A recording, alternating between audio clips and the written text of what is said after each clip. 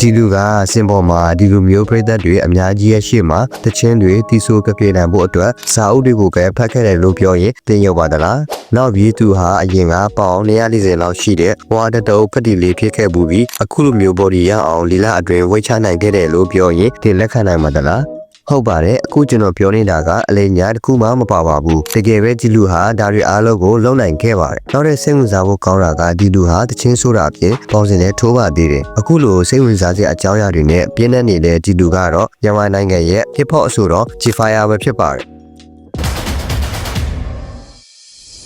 G-Fire ကိုမေလ2ရက်နေ့မှာမန္တလေးမြို့တွင်ဝေပါခဲ့ပြီးသူ့ရဲ့နာမည်အရင်ကတော့အောက်ကိုညင်ဖြစ်ပါတယ်။ G-Fire ဟာငငယ်လေးတဲကအရန်ကိုကန်ဆိုးတဲ့ကလေးတစ်ယောက်ဖြစ်ခဲ့ပါတယ်။ဘယ်လောက်ထိကန်ဆိုးလဲဆိုရင်နေစရာအိမ်မရှိလို့ဘုံကြီးကျောင်းမှာကပ်နေခဲ့ရတယ်။ပြီးတော့သူဟာအထက်တန်းကျောင်းသားအရွယ်မှာအဆောင်ခအပြည့်မပေးနိုင်လို့10တန်းစာမွေးဖို့တော့ဖြေခွင့်မရခဲ့ပါဘူး။ဒီလိုနဲ့ G-Fire ဟာကျောင်းထွက်ခဲ့ရပြီးတရားဝတီမြစ်ကျောင်းတစ်လျှောက်မှာလေတစည်းနဲ့ပြင်မပန်းထင်းရချတဲ့အလုပ်ကိုလုပ်ခဲ့ရပါတယ်။ဒါရင်မကသေးပါဘူး။သူဟာအရက်ဆိုင်မှာလည်းစပွဲထိုးလုပ်ခဲ့တယ်။အစင်မပြေလို့လမ်းပေါ်ထွက်ပြီးစိုက်ကနေရတဲ့အထိအလုပ်ကိုပြင်ပပန်းနဲ့လုပ်ခဲ့ရပါတယ်ဒီလိုမျိုးစားဦးနေရဲ့အတွက်ပြင်ပပန်းနဲ့ရုပ်ကပ်နေရတဲ့ G-Fire ဟာတနေ့မှာတော့သူ့ဘဝကိုတစ်စစ်ချိုးပြောင်းလဲစေမယ့်အရာစဖြစ်လာပါတော့တယ်အဲ့ဒါကတော့သူ့ရဲ့စာအုပ်ဖတ်တဲ့အလေးချင်းကြောင့်ပါသူဟာငယ်ငယ်လေးတည်းကအလုပ်အားတဲ့အချိန်မှာကာတွန်းစာအုပ်တွေကိုဖတ်တယ်အဲကိုင်းတဲ့စင်သူဟာသူ့အသက်အရွယ်နဲ့လိုက်မဲ့ကဘာကျော်စာရေးဆရာတွေရဲ့စာအုပ်ကိုဖတ်ဖြစ်လာခဲ့ပါတယ်အဲ့လိုနဲ့ G-Fire ဟာအတွေးခေါ်အမျှော်မြင်တွေရင့်ကျက်လာပြီးသူသိထားသမျှအကြောင်းအရာတွေကိုဝေမျှပြောဆိုနိုင်ဖို့အတွက်တခုတည်းသောနီလန်က music ပဲဆိုတာကိုသဘောပေါက်သွားခဲ့ပါတယ်အဲကနေစပြီး G-Fire ဟာအလုပ်ရတဲ့ပတ်စံရှိုးတဝက်နဲ့ internet ဆိုင်သွားပြီး music ရဲ့အလုပ်လုပ်ပုံတွေကိုလေ့လာခဲ့ပါတယ်အဲ့ဒီအချိန်မှာ Rockstar အပတ်ဝင် Runpoint က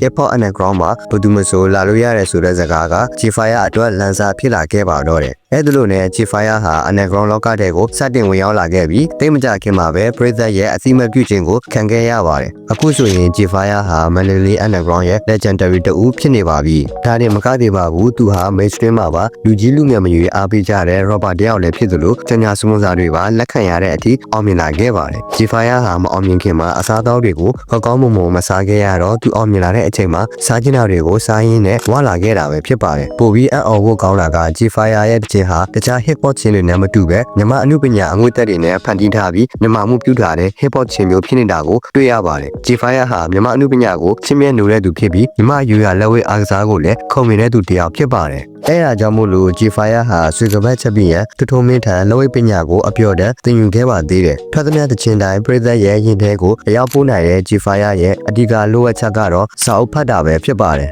အဲ့ဒါကြောင့်မို့လို့အဆိုတော့ G-Fire ကနေသိလိုက်ရတာကစာအုပ်ဖတ်ခြင်းဟာအောင်မြင်ခြင်းရဲ့လမ်းစာဖြစ်ပြီးကျွန်တော်တို့လူငယ်တွေလည်းအိမ်မက်ကိုအကောင့်ထဲပေါ်နိုင်ဖို့ G-Fire လိုအားတဲ့အချိန်လေးမှာကိုယ်နဲ့တင်တော်မဲ့စာအုပ်လေးတွေကိုဖတ်ဖို့ဒီကနေပဲတိုက်တွန်းလိုက်ပါတယ်အခုဒီဗီဒီယိုကိုကြည့်နေတဲ့မိတ်ဆွေတို့ကကျွန်တော်တင်တဲ့အကြောင်းအရာတွေကိုစိတ်ဝင်စားတဲ့ဆိုရင်နောက်လာမယ့်ဗီဒီယိုအသစ်တွေကိုအမြဲကြည့်ရှုနိုင်ဖို့ကျွန်တော်ရဲ့ Facebook page နဲ့ YouTube channel တို့မှာ follow and subscribe လုပ်သွားလို့ရပါတယ်